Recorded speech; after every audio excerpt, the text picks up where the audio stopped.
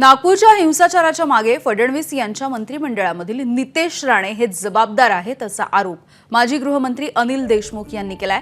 तर नागपूरच्या घटनेला अबू आझमी जबाबदार असल्याचा दावा भाजपचे आमदार राम कदम यांनी केलाय।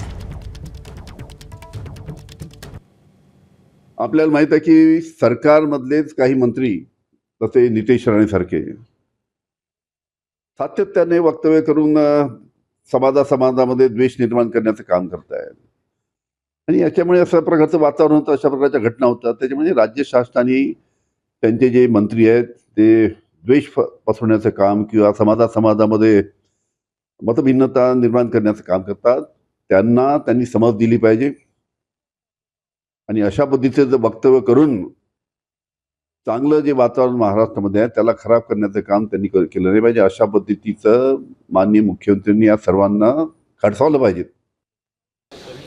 सुरुवात कुठून झाली? अबू आझमीपासून झाली। अबू आझमीने उदो केला म्हणून देश पेटला, सगळे लोक चिडले, तर सुरुवात ती आहे ना। एवढी वर्ष त्या ठिकाणी होती का बरं? कधी विश्व हिंदू परिषदेने, कधी बजरंग दलाने आंदोलन केलं का? नाही केलं का? नाही केलं, तोपर्यंत शांत होतं। पण तुम्ही आमच्या राजांना हलाहल करून मारणाऱ्याचा तुम्ही उदो कराल, तेही महाराष्ट्राच्या मातीत कराल, तर ते कसं खपवून घेतलं जाईल? तर त्याच्यामुळे उद्धव ठाकरेंनी ज्या अबू आझमीला 2.5 वर्ष स्वतःच्या मांडीवर बसवलं, त्याचं समर्थन घेतलं, ते ह्याला जबाबदार। एबीपी माझा, उघडा डोळे बघा नीट।